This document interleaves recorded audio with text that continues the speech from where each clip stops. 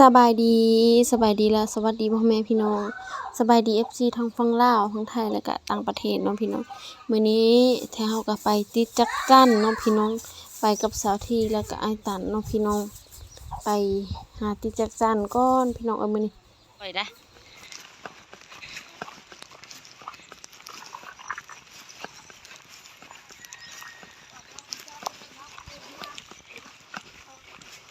51บ่อืม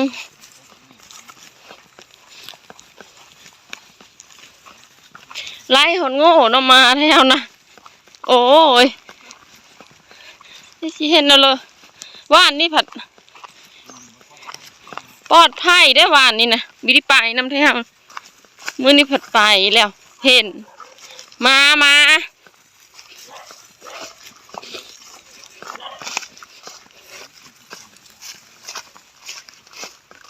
ว่านนี่ก็ไปพี่น้องมื้อนี้ก็ไปถือข้าวน้ำมื้อนี้น่ะถือข้าวได้มื้อนี้ว่านนี่กะมากะไล่หดโง่พี่น้อง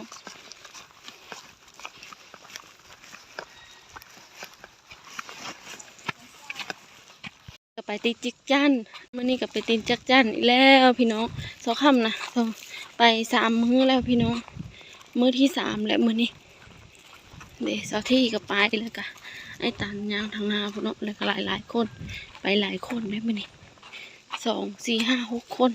6ทั้งสาวค่ำพี่น้องไปพูดละพี่น้องไกลมื้อนี้ไปหน้าตีนดงพูนหน้าดงพูนเนาะย่างนี่ก็ไกลเติบจังหอดนะพี่น้องแบะไม้หยาบไปแล้วเพิกอะ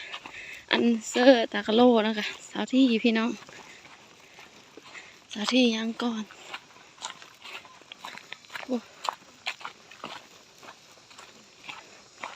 แดดอะไร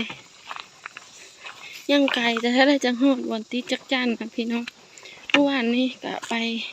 บ่ไกลปันไดแต่มื้อนี้ไกลแห้งพี่น้องถือเข้าไปกินแน่ห่อเข้าไปมื้อนี้นะ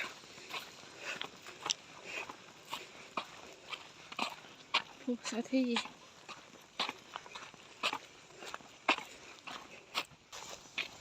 ซุปกุ๊บพี่น้องมันแดดหอดแล้วพี่น้องมาหอดป่าจักจั่นแล้ว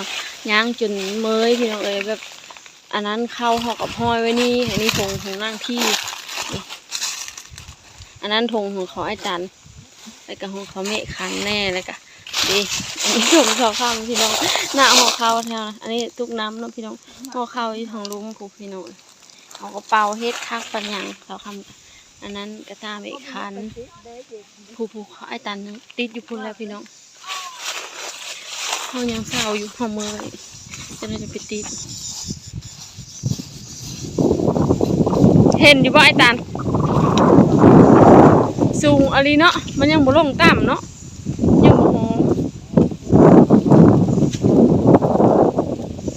พี่กำลังเตรียมเครื่องสิไปคือสิบ่ฮ้อนเนาะแผ่นี่ลมหงเย็นนะ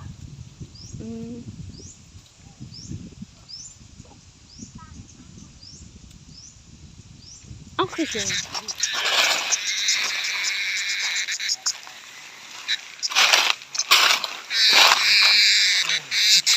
ที่จันห้องเราขนาดที่นั่นผู้สาวที่อยู่ผู้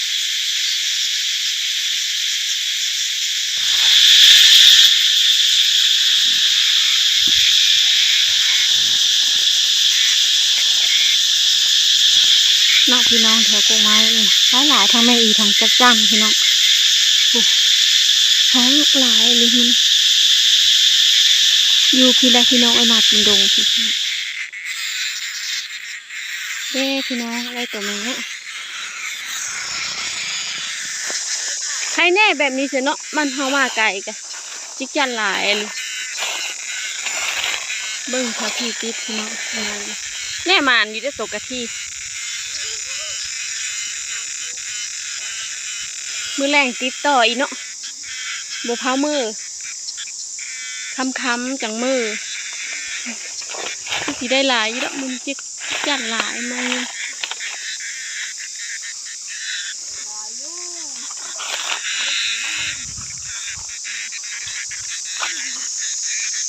เห็นบ่มันย่าห้องเลยเนาะตอนนี้มันสวยเลยเด้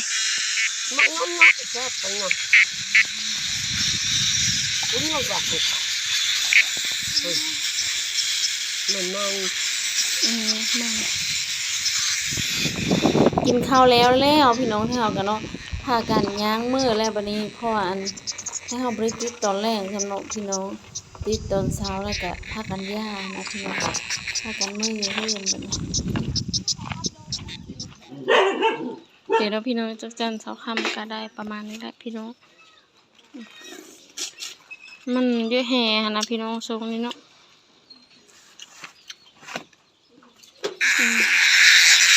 เนี่ยพี่น้องตังติดมือฮะดำมืดมือกับพี่น้องตังติดมือเนาะพี่น้องมือก็จนดำมืดตังติด